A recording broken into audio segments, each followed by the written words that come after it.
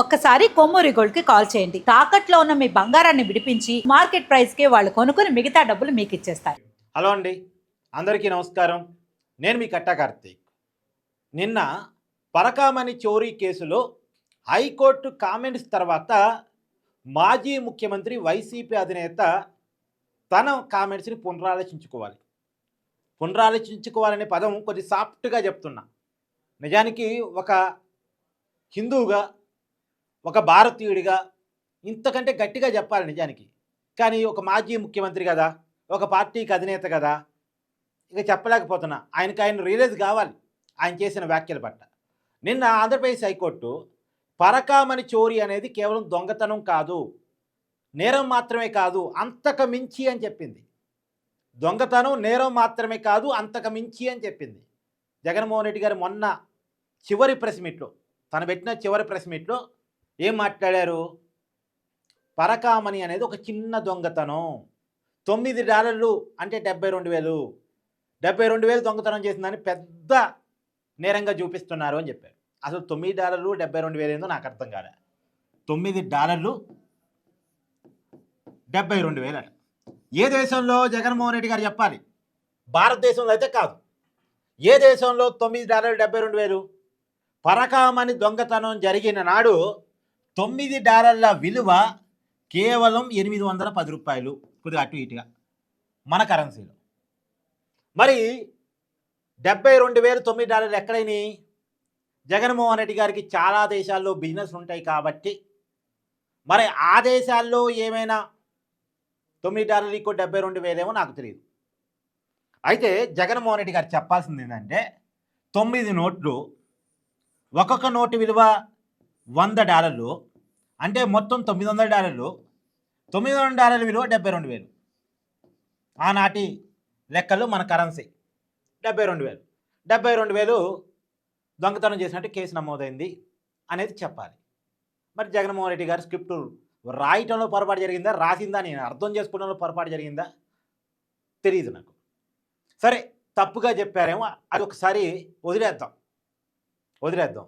కానీ ఈ 72,000 దొంగతనం చేసిన వ్యక్తి 14 కోట్ల రూపాయలు ప్రభుత్వ వాల్యూలో, మార్కెట్ వాల్యూలో, అంటే బయట ఓపెన్ మార్కెట్లో 40 కోట్ల రూపాయల ఆస్తిని దేవుడికి రాసిచ్చి కేసును రాజీ పడ్డాడు. 72,000 దొంగతనం చేసిన వ్యక్తి 40 కోట్ల రూపాయల ఆస్తిని ఎలా రాసి ఇవ్వగలిగాడు? 40 కోట్ల రూపాయల ఆస్తి అతనికి ఎక్కడి నుంచి వచ్చింది? అతని తాతలు తండ్రుల నుంచి అతనికి ఆస్తి ఉంది అనుకుందాం. 40 కోట్ల రూపాయల ఆస్తి ఉన్నవాడు దేవుడి దగ్గర 72,000 సొమ్ముకి ఆశపడతాడా? మళ్ళీ పైగా ఈ మధ్య వైసీపీ వాళ్ళు ఒక వీడియోను వైరల్ చేస్తున్నారు. ఎవరైతే దొంగతనం చేసిన వ్యక్తి ఉన్నాడో ఆ వ్యక్తికి ఏదో కేబుల్ వ్యాపారం ఉందంట, రియల్ ఎస్టేట్ వ్యాపారం ఉందంట. దానివల్ల అతనికి 40 కోట్ల రూపాయల ఆస్తి వచ్చిందంట. మరి అన్ని వ్యాపారాలు ఉన్నవాడికి, అంత డబ్బు వచ్చేవాడికి అసలు తిరుమల తిరుపతి దేవస్థానంలో ఎంప్లాయీగా చేసే అవసరం ఎందుకు వచ్చింది? కేవలం ఒక 40,000 కోసం పనిచేసే పరిస్థితి ఎందుకు వచ్చింది? అన్ని లాభాలు, అంత సంపద వచ్చేవాడికి ఓకే, దేవుడి మీద ప్రేమతో సేవ చేద్దామని టీటీడీ ఎంప్లాయీగా ఉన్నాడు అనుకుందాం. అలా ఉన్నవాడు 72,000 దొంగతనం చేస్తాడా దేవుడి సొమ్ము? ఏ రకంగా చూసినా లాజిక్ కుదరలే. అంటే ఒక అబద్ధాన్ని కవర్ చేసుకోవడానికి 100 అబద్ధాన్ని వైసీపీ ప్రచారం చేస్తుంది. జగన్మోహన్ రెడ్డి గారు చెప్పినటువంటి ఒక ట్రోల్ పదం, పరకామణి చోరీ చిన్న నేరం కదా అన్నదాన్ని కవర్ చేసుకోవడానికి, $9 72,000 ఏంటి అన్నదాన్ని కవర్ చేసుకోవడానికి నానా తిప్పలు పడుతుంది. ఇప్పుడు 40 కోట్ల రూపాయలు టీటీడీకి ఆస్తి రాసిచ్చి కేసు రాజీ పడ్డాడు కదా. అసలు టీటీడీ పెద్దలకు కానీ, జగన్మోహన్ రెడ్డి కానీ, సోయున్న ఎవరికి కానీ ఈ 40 కోట్ల రూపాయలు 72,000 దొంగతనం చేసే వ్యక్తికి ఎలా వచ్చాయి అని ఆలోచించాలిగా. ఆలోచించి కదా దేవుడికి రాపించుకోవాల్సింది, రాజీ పడాల్సింది. ఈ 40 కోట్ల రూపాయలు దొంగ సొమ్మే. అసలు వైసీపీ అధికార ప్రతినిధి, నేను పొద్దున ఒక డిబేట్కి వెళ్ళాను. ఆ డిబేట్లో అంటాడు, వైసీపీ అధికార ప్రతినిధి, మళ్ళీ వేరే వాళ్ళు కాదు, దేవుడికి రాసిచ్చింది 14 కోట్లు ప్రభుత్వ లెక్కల ప్రకారం, బహిరంగ మార్కెట్ వాల్యూ అది 100 కోట్లు అంటాడు. నేను 40 కోట్లు అనుకుంటున్నాను, 100 కోట్లు అంటాడు. 100 కోట్ల రూపాయలు ఆస్తున్నోడు 72,000 కక్కుర్తి పడ్డాడంట. అంటే దీని ఉద్దేశం ఏంటి? ఆ 100 కోట్లు దేవుడి సొమ్మే నొక్కేశాడని అర్థం చేసుకోవాలి మనం. 100 కోట్లు దేవుడి సొమ్ము నొక్కేసిన వ్యక్తిని వెనకేసుకు రావటం, అది చిన్న నేరం కదా అంటాం ఎలా చూడాలి? ఈ దేశంలో ఏ పార్టీ అయినా, ఏ నాయకుడైనా ఇలా ఓపెన్‌గా ఒక దొంగని సపోర్ట్ చేశాడా? నేను మళ్ళా చెప్తున్నానండి. మీ ఇంట్లో, నా ఇంట్లో దొంగతనం జరగటం వేరు. దేవుడి దగ్గర దొంగతనం జరగటం వేరు. ఎందుకు దేవుడి దగ్గర దొంగతనం జరగటం వేరు అంటున్నానంటే, దేవుడి దగ్గరికి తమ కోరికలు తీరతాయి అనేటువంటి ఒక ఏమంటారు మనోభావాలు పెట్టుకొని వెళ్తారు. దేవుణ్ణి దర్శించుకుంటే పాపాలపై పుణ్యాలు వస్తాయి. మంచి జరుగుతుంది. నా జీవితం దేవుడు ఆశీస్సులు గనక ఉంటే బాగుపడుతుందని పోతారు. పోయినప్పుడు వాళ్ళు సంపాదించిన సొమ్ములో తృణమో పదమో దేవుడికి కానుకగా ఇస్తారు. ఎందుకు ఇస్తారు? ఆ డబ్బుతోటి హిందూ ధార్మిక కార్యక్రమాన్ని నడవాలి. ఆ డబ్బులతోటి ఇంకొన్ని దేవాలయాలు డెవలప్ కావాలి. ఇంకొద్దిగా తిరుమల తిరుపతి దేవస్థానం సర్వీసులు పెంచాలి, సేవలు పెంచాలి అనే కారణం చేత దేవుడికి కానుకలు సమర్పిస్తారు. ఆ కానుకలు హిందూ ధర్మాన్ని ప్రచారం చేయటానికో, దేవుడికి సంబంధించినటువంటి బోధనల్ని ప్రచారం చేయటానికో, దేవాలయాలు కట్టడానికో వాడబడ్డాయనుకోండి, సహజంగా భక్తుడు ఏం ఆశిస్తాడంటే ఆ డబ్బులు మంచి కోసం వాడగలిగితే ఆటోమేటిక్గా ఆ డబ్బులు ఇవ్వటం వల్ల వచ్చే పుణ్యం నాకు వస్తుంది అని భక్తుడు ఆశిస్తాడు.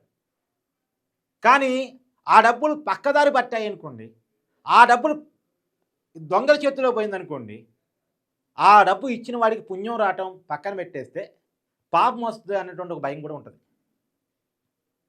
పుణ్యం కోసం దానం చేస్తారు దేవుడికి.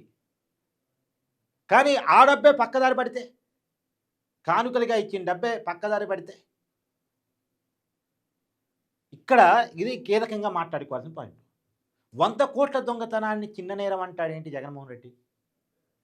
అంటే తన మీద 2011లోనే 42,000 కోట్ల రూపాయలకు సంబంధించిన అక్రమాస్తుల కేసులు ఉన్నాయి కాబట్టి 2011 43,000 కోట్లు, 43,000 కోట్ల రూపాయలు అక్రమాస్తుల కేసులు, 20 సిబిఐ ఈడీ కేసులు ఉన్నాయి కాబట్టి, సిబిఐ ఈడీ కేసులు 20, 43,000 కోట్ల రూపాయల అక్రమాస్తు సంబంధించిన కేసులు ఉన్నాయి కాబట్టి, దాంతో పోల్చినప్పుడు ఈ 100 కోట్లు చిన్నవే కదా అనుకున్నాడా ఏంది నాకు తెలియదు. ఈ 43,000 కోట్ల రూపాయల ఆస్తి విలువ అనేది 2011 నాటి లెక్కండి. ఈనాటి లెక్కల్లో సేమ్ 43,000 కోట్లని ఈనాటి లెక్కలు చూసినప్పుడు ఒక 4-5 రెట్లు ఎక్కువ వేసుకోండి. 2 లక్షల కోట్ల రూపాయల అక్రమాస్తులకు సంబంధించిన కేసులు జగన్మోహన్ రెడ్డి గారి మీద ఉన్నాయి. అవి నిజమా కాదో సిబిఐకి తెలియాలి, ఈడీకి తెలియాలి. సరే, అన్ని ఆరోపణలు ఉన్నప్పుడు ఈ 100 కోట్లదే ఉంది అని జగన్మోహన్ రెడ్డి గారు అనుకున్నారా? జగన్మోహన్ రెడ్డి గారు హిందువుల మనోభావాలకు సంబంధించిన అంశం ఇది. మీకు ఇష్టమైతే మాట్లాడండి, ఇష్టం లేకపోతే స్కిప్ చేయండి. కానీ అవమానించే రకంగా మాట్లాడకండి. ఒక దొంగని ఓపెన్గా వెనకేసుకు రాకండి. ఈ దేశంలో ఏ రాజకీయ పార్టీ కూడా, దేశంలో చాలా రాజకీయ పార్టీలు ఉన్నాయి, రిజిస్టర్ అయిన పార్టీలు కొన్ని వేలు ఉన్నాయి. ఎప్పటికప్పుడు తన పర్ఫార్మెన్స్ చూపించుకున్న పార్టీలు కొన్ని వందల్లో ఉన్నాయి. అంటే ఎమ్మెల్యేలు, ఎంపీలు గెలుస్తున్న పార్టీలు ఈ దేశంలో కొన్ని వందల సంఖ్యలో ఉన్నాయి. ఏ రాజకీయ పార్టీ నాయకుడు కూడా ఇలా ఓపెన్గా అయితే దొంగను సమర్థించడం నేను చూడలే గతంలో. ఓపెన్గా చిన్న దొంగతనమేగా, పెద్ద దొంగతనం అది కూడా దేవుడి దగ్గర జరిగిన దొంగతనం. అసలు ఈ కేసును వైసీపీ ఎలా హ్యాండిల్ చేసిందో చూడండి. ఫస్ట్ కేసు పెట్టడమే పిట్టి కేసు పెట్టింది, చిల్లర దొంగతనాలు పెట్టే కేసు పెట్టింది, స్టేషన్ బెయిల్ వచ్చే కేసు పెట్టింది, క్రిమినల్ నేరాన్ని చిన్న నేరంగా చూపించే ప్రయత్నం చేసింది. తర్వాత అతను విచారించే కొద్దీ అతను కేవలం 72,000 దొంగ కాదు, అంతకు మించిన దొంగని అర్థం చేసుకున్నట్టున్నారు. అతనితో రాజీ పట్టం మొదలెట్టారు. లోక్ అదాలత్లో రాజీ పడ్డారు. మరి ఎలా రాజీ కుదిరిచ్చారు? మళ్ళా చూడండి, తిరుమల తిరుపతి దేవస్థానం నిబంధనలకు విరుద్ధంగా రాజీ కుదిరిచ్చారు. మామూలుగా ఒక వ్యక్తి దేవుడికి ఆస్తి రాసి ఇవ్వాలి అంటే ముందుగా పేపర్ యాడ్ ఇవ్వాలి. ఇది నా ఆస్తి, దీన్ని నేను దేవుడికి రాసిస్తున్నాను, ఎవరికి ఎలాంటి అభ్యంతరాలు ఉన్నా చెప్పగలరని ముందు పేపర్ యాడ్ ఇచ్చుకోవాలి. ఎందుకు?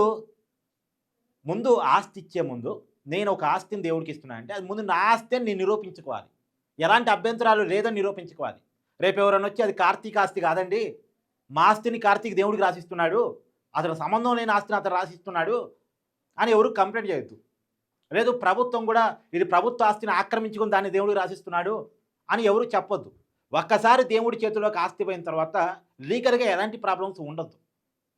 లీగల్గా ఎలాంటి ప్రాబ్లమ్స్ ఉండొద్దు. కాబట్టి నిబంధన ప్రకారం మాత్రమే దేవుడికి ఆస్తి రాసివ్వాలి. కానీ ఇక్కడ నిబంధనలకు విరుద్ధంగా పేపర్ యాడు లేదు, నెల సమయం లేదు, సమయం లేదని ఒక కారణాన్ని పెట్టేసి తీర్మానం చేసేసి ఆస్తి రాపించేసుకున్నారు. నిబంధనలన్నీ పక్కన పెట్టి ఆస్తి రాపించుకున్నారు.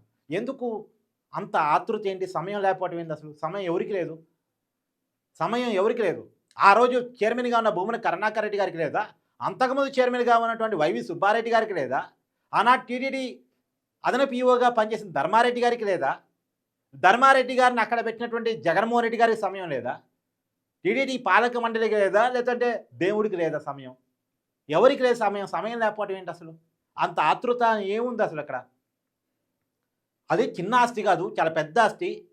ఆస్తి ఎలా వచ్చిందో కూడా తెలుసుకోకుండా, అది ఎవరి ఆస్తితో కూడా తెలుసుకోకుండా ఉన్న ఫలానా రాపిచ్చేసుకొని కేసును రాజీ పట్టడం అంటే మనం దీన్ని ఎలా చూడాలి? ఇక్కడ క్లియర్గా ఇప్పుడు వైసీపీ కార్యకర్తలు కూడా హిందువుల్లో ఉంటారు. ఒక్కసారి ఆలోచించండి. ఇంత ఓపెన్గా దొంగతనం కనపడిన తర్వాత కూడా ఇంకా దీన్ని సమర్థించే పని చేయటం అంటే ఇది దేవుడి మీద, ఇంకా నేను దేవుడి మీద వైసీపీ ఎలాంటి వైఖరి కలిగి ఉంది అంటే దేవుడి మీద భయము భక్తి లేని వాళ్ళు ఇలా చేస్తారు. అవునా కాదా? సగటు వైసీపీ కార్యకర్త కూడా ఆలోచించుకోవాలి. క్లియర్గా నేరం కనపడుతుంది, క్లియర్గా నేరం కనపడుతుంది. సో చూద్దాం ఏం జరగబోతుందో.